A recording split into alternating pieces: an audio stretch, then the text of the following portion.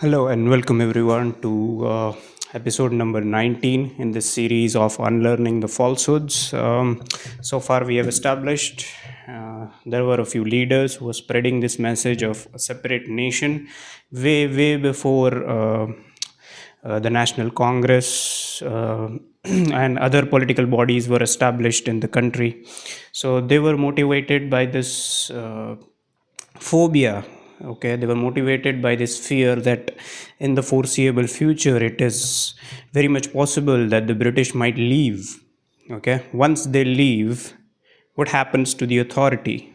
Okay, and they were motivated by these ideals that a non-Muslim cannot claim to justly and rightly rule over the Muslim masses.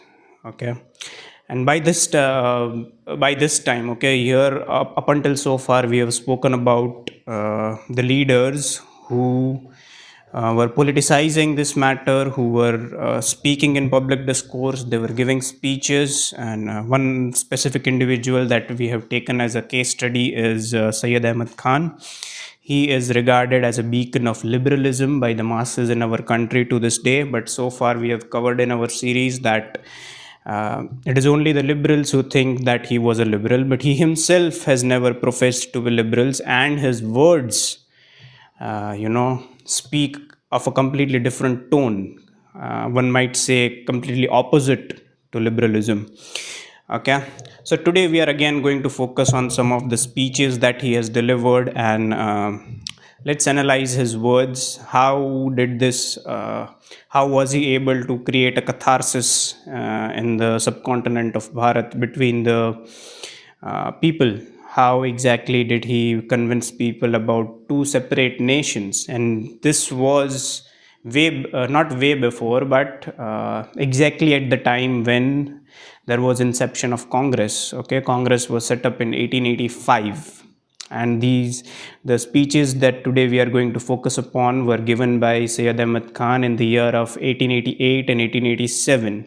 Okay, so our history textbooks tell us, that the partition of this country based on the two nation theory, it was due to the discontent between the National Congress and the All India Muslim League on the question of who should rightfully take over the reins of the government after the British leaves. Okay, it was not a very recent phenomenon. It was not like up until 1930 Bharat was a single nation, and from 1930 onwards, up until the transfer of power in 1947, that there was suddenly this two nation theory brought into the public discourse, and it came out of the blue. Okay, things that are so serious. Okay, imagine the time frame that you would need to convince people that you are somewhat different from the masses of the people. Like I said in my previous video, they had managed to convince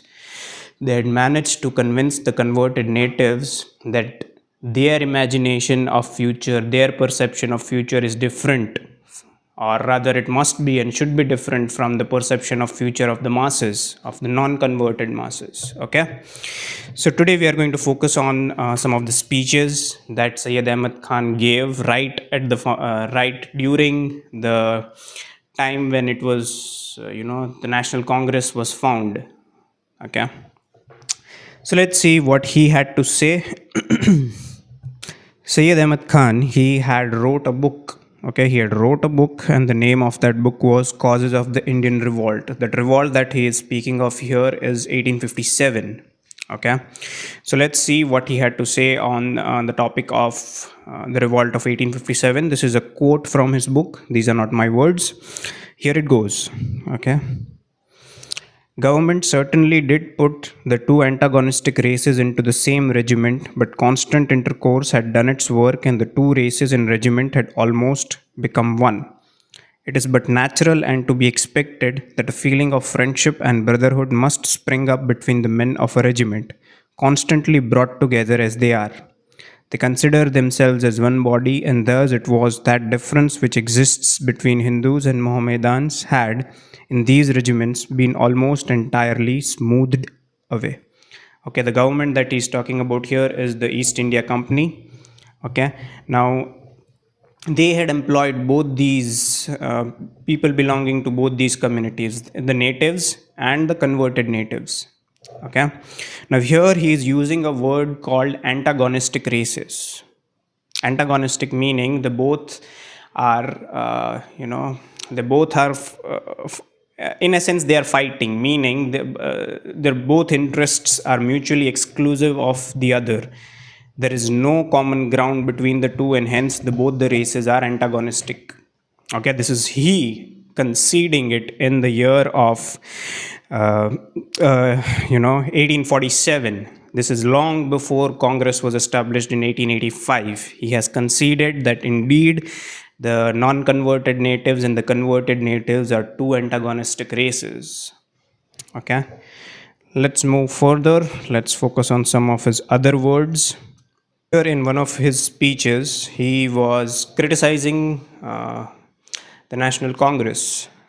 Okay, it was established in 1885, and there were some of the leaders, particularly Badruddin Tayyabji. He was one of the converted natives who espoused the cause of the National Congress at that time, and there were some other leaders as well who were trying to convince Sayyid Ahmad Khan that you merge your forces with us and we can achieve our larger political aims. Okay, so to articulate his differences, to articulate his disputes about the idea of National Congress, this is what Sayyid Ahmad Khan has said.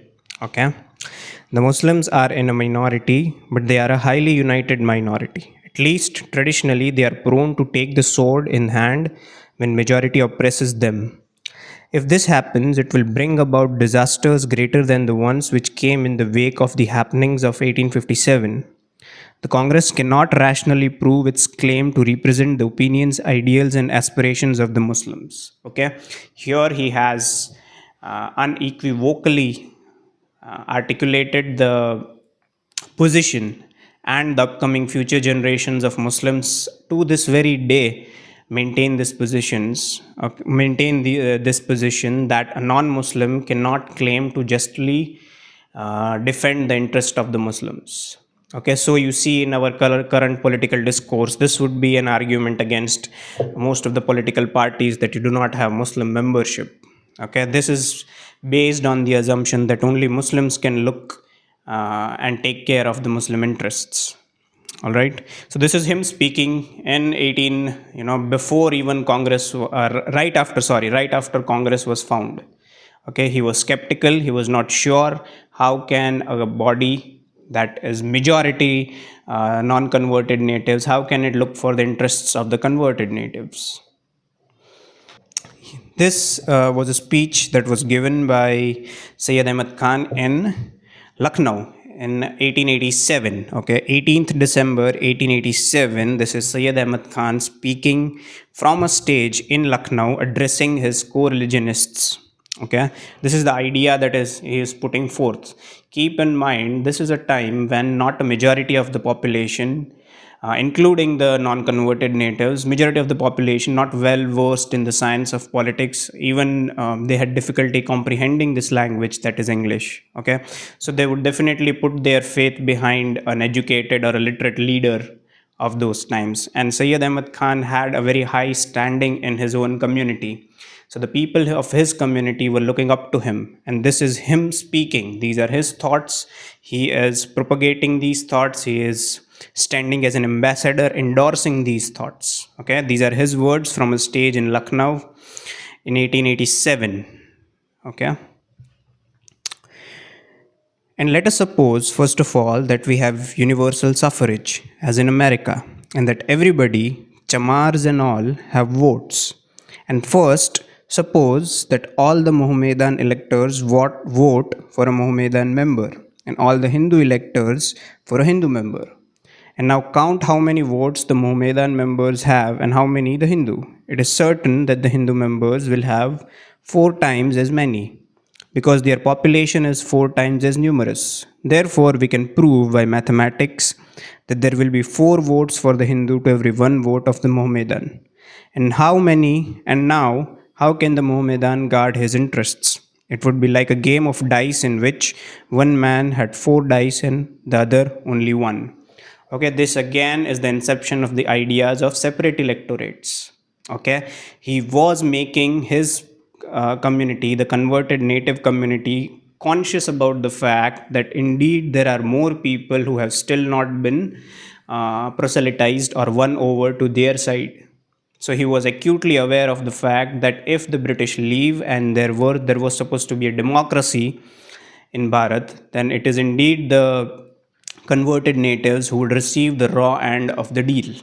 Okay, so here he is propagating this message that we are numerically a minority. We don't have as many votes as the natives.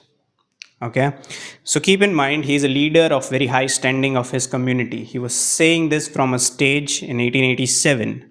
He was making people acutely conscious about the fact that the future that the majority non-converted natives envisage is different from what their perception of future was. Okay, if this is not if this is not the manifestation of the two nation theory, then what is? Okay, this is in 1887. There are furthermore excerpts from his speech that I want you guys to focus on. This is again another of his speech that he has delivered in Meerut in the year of 1888. Okay, 3 years right after founding of the National Congress. Okay, here he is speaking about. Okay, now in English, the translation of the word "calm," okay, is a nation. Calm, if you had to understand in general term, in Hindi we would say our community. In English, we would rather speak of it as a community. Okay, so this is him speaking in Meerut in the year of 1888, 3 years after Congress was found. Okay, our Mohammedan nation has hitherto sat silent. It was quite indifferent as to what the Babus of Bengal, the Hindus of these provinces, and the English and the Eurasian inhabitants of Bharat might be doing. But they have now been wrongly tampering with our nation. So he is clearly drawing this line. Who is the others and who is ours? And clearly, what he meant by ours was his Muslim brethren. Okay, people from his qawm, that is, people from his own nation. All right, now a person who is speaking with such articulation and such clarity, how can we say that there was no idea of a separate nation in 1887 when clearly there was this idea that had come to the fore, that had crystallized and that has solidified. Okay, and it was not out of the blue that Sayyid Ahmad Khan was speaking on this narrative. Okay, it was a sapling, it was a tree that was, the seeds of this tree was sown long before by Dehlavi and Barelvi, and the people from so and so communities had watered it into a well nurtured plant, and this articulation is the manifestation of that well nurtured plant. Okay, so he was sowing these seeds of partition, that we are different, we are not the same, we are not the same. One more excerpt from his speech. Okay, now here, okay, this is what is called fear mongering, spreading this fear. Politicians usually appeal to a deep seated fear in you so they can exploit that fear and ask for votes. Okay, this is Sayyid Ahmad Khan speaking, not me. These are the excerpts from his speech. Let's see what he has to say. The first of all in this, in whose hands shall the administration and the empire of India rest? Now suppose that all English and the whole English army were to leave India, taking with them all their cannon and all their splendid weapons and everything, then who would be the rulers? Is it possible that under these circumstances, two nations, the Mohammedans and the Hindus, could sit on the same throne and remain equal in power? Okay, he's speaking with conviction. He is not even adding that maybe he's not adding those words that would signify there is still some possibility of having a syncretic culture, having some brotherhood based on lines of nationalism. He was completely advocating and speaking with conviction and utmost articulation that indeed we are two separate nations. Here he is alluding to the fact that if indeed the British leaves, okay, deep down mentally you'll have to be pretty much able to foresee the future to speak with such articulation. He had foreseen that there would come a time in future where the British would leave. What happens after that? Okay, so he's appealing to the sense of fear inside the converted natives. And this is him speaking. Okay, it is necessary that one of them should conquer the other and thrust it down. Okay, there are two nations, the Muslims and the non converted natives. According to Syed Ahmad Khan, those are two separate nations.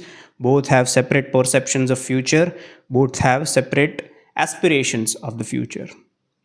Okay, and when the British leaves, according to Syed Ahmad Khan, it is necessary that one of them should conquer the other and thrust it down. To hope that both could remain equal is to desire the impossible. Okay, the flimsy idea of secularism. This is what Syed Ahmad Khan thinks in the year of 1888.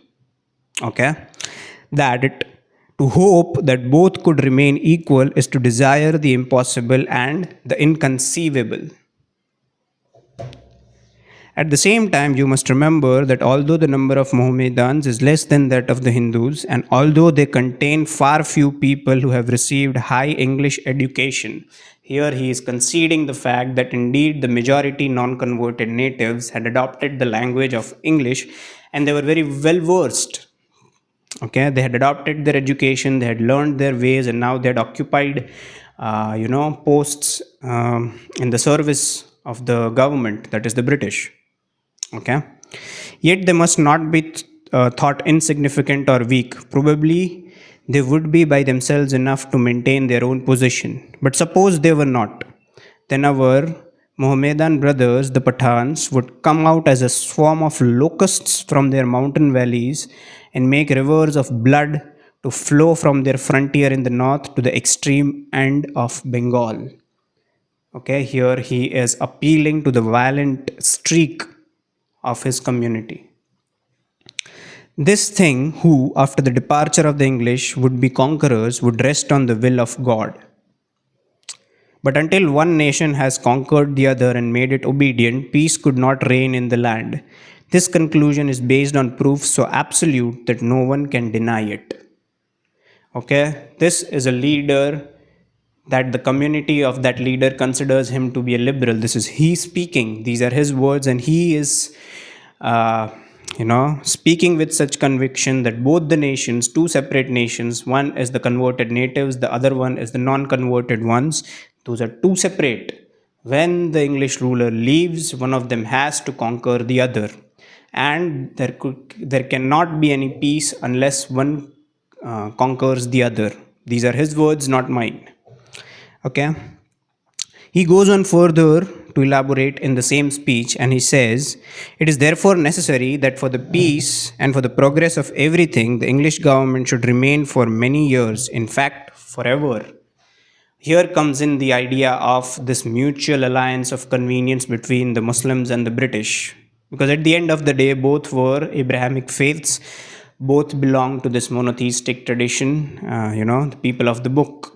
And hence he was advocating the fact that the English should stay on forever. Okay.